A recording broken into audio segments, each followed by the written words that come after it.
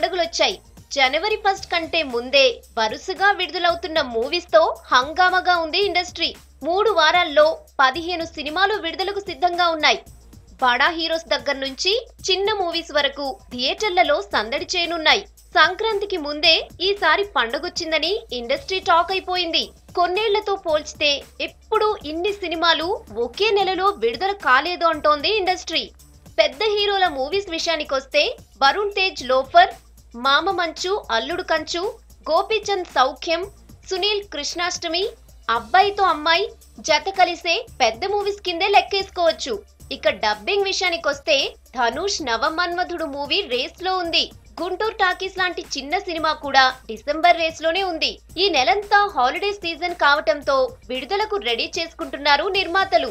థియేటర్లు దొరికితే చిన్న సినిమాలు సైతం ఓపెనింగ్స్ తో బయటపడొచ్చని ఆలోచిస్తున్నారు. రెడీ ఫర్ రిలీజ్ అంటున్న మూవీస్ కు ఆల్ ద బెస్ట్ చెప్దామా?